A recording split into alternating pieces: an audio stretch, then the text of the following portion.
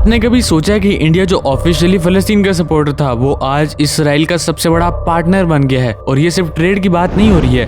1971 की वॉर से लेकर कारगिल तक इसराइल ने इंडिया को वो सीक्रेट हेल्प दी है जो आपको किताबों या हेडलाइंस में नहीं मिलने वाली। अब बात सिर्फ ये नहीं है कि इसराइल ने इंडिया को वेपन्स दिए हैं, बल्कि रॉ और मोसाद मिलकर क्या कर रहे हैं, किस लेवल पर कर रहे हैं, वो सिर्फ इनसाइडर्स जानते हैं। लेकिन इस वीडियो में हम खुलकर बात करने वाले हैं हर उस सीक्रेट ऑपरेशन की, हर उस वेपन डील की, हर उस पॉलिटिकल टर्निंग पॉइंट की जहां इसराइल ने इंडिया का साथ दिया पाकिस्तान के अगेंस्ट। तो अगर आप सच में जियोपॉलिटिक्स समझना चाहते हैं, सिर्फ हेडलाइंस नहीं, तो ये वीडियो खास आपके लिए है।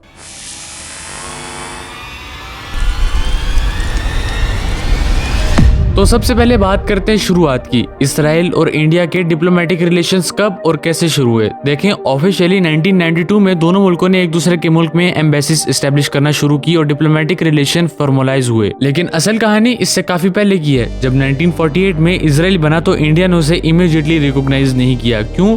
क्योंकि इंडिया नॉन अलाइड मूवमेंट का लीडर बनना चाहता था और इसके लिए उसको अरब वर्ल्ड की सपोर्ट की जरूरत थी, यानी कि फलस्तीन को सपोर्ट करने की जरूरत थी। लेकिन फिर भी 1950s और 1960s में कुछ सीक्रेट कम्युनिकेशंस रॉ और मोसाद के दरमियान होती रही। नेहरू के टाइम पे भी इसराइल ने इंडिया को कांटेक्ट किया, लेकिन इंडिया ने घास नहीं डाली। लेकिन 1962 के इंडो चाइना वॉर के बाद जब इंडिया बहुत बुरे तरीके से चाइना से मार खा रहा था तो इंडिया को मिलिट्री हेल्प के लिए इसराइल को कांटेक्ट करना पड़ा और इसराइल ने इंडिया को सपोर्ट किया क्योंकि इसराइल को भी इंडिया की काफी ज्यादा जरूरत थी। इसके बाद इंडिया और इसराइल के दरमियान रिलेशंस आहिस्ता आहिस्ता अच्छे होने लगे। इसके बाद जब सोवियत यूनियन का कोलैप्स हुआ तो इंडिया का ख्वाब था कि वो एक नई सुपर पावर बन जाए और ऑफ कोर्स इंडिया को इसके लिए अपने एसेट्स बनाने की जरूरत थी, तो वो इसराइल को चुनता है और उसके साथ अपनी बॉन्डिंग्स को मजबूत करना शुरू कर देता है। इस सब का टर्निंग पॉइंट आया 1992 में जब नारासिम्हा राव की गवर्नमेंट ने फुल डिप्लोमेटिक रिलेशंस एस्टेब्लिश किए और तब से दोस्ती दुनिया के सामने भी आई और गहरी भी हुई। अब आते हैं उस वक्त पर जब इंडिया ओपनली इसराइल का दोस्त नहीं था, लेकिन वॉर फ्रंट पर उसकी मदद ले रहा था। बात हो रही है 1965 और 1971 के इंडिया पाकिस्तान वॉर्स की।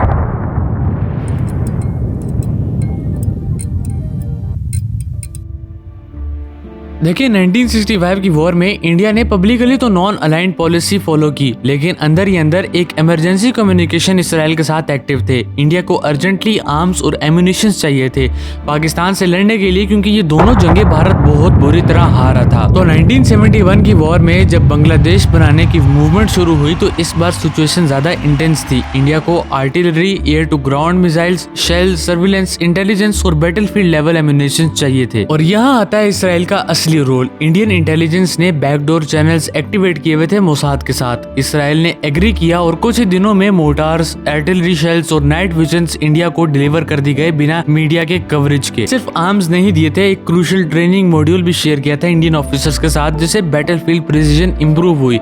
ये सब कुछ टेल अवीव से डायरेक्ट नहीं होता था, यूरोप के एक न्यूट्रल कंट्री के थ्रू लॉजिस्टिक मैनेज किए जाते थे। और सबसे इंटरेस्टिंग बात बताऊं तो ये सब तब हो रहा था जब ऑफिशियली दोनों मुल्कों के बीच डिप्लोमेटिक टाइज ही नहीं थे, यानी कि ये पब्लिकली एक दूसरे को जानते तक नहीं थे। बहरहाल इसराइल ने जो भी इंडिया को वेपन शेयर किए थे उससे नाइट विजन से बॉर्डर मॉनिटरिंग इंप्रूव हुई और इसराइली फील्ड इंटेलिजेंस से एनिमी ट्रूप का अंदाजा लगाना आसान हो गया। ये जंग जिसमें पाकिस्तान के दो हिस्से हुए उसमें इसराइल का छुपा हुआ बहुत बड़ा हाथ है, लेकिन इंडिया ने इसे कभी भी पब्लिकली एक्सेप्ट नहीं किया। क्यों? क्योंकि अरब कंट्रीज और पाकिस्तान से बैकलैश का डर था। उस वक्त इंडिया गल्फ कंट्रीज में अपने लाखों वर्कर्स के इंटरेस्ट और ऑयल सप्लाई रिस्क में नहीं डाल सकता था। तो कहने को तो ये जंग इंडिया और पाकिस्तान के बीच थी, लेकिन पीछे से एक साइलेंट एलाई इंडिया को सपोर्ट कर रहा था। ये जो इंडिया इसराइल का रिश्ता है सिर्फ पॉलिटिक्स या वेपन्स तक नहीं है, ये एक साइलेंट अंडरस्टैंडिंग का रिश्ता है। जब इंडिया को जरूरत थी, 1971 के वॉर हो या कारगिल की इमरजेंसी, इसराइल ने बगैर शोर मचाए मदद की। जब इसराइल को इंटरनेशनल स्टेज पर सपोर्ट चाहिए था, United nation votes, diplomatic support या ग्लोबल ट्रेड, इंडिया ने वो भी दोस्ती निभाई।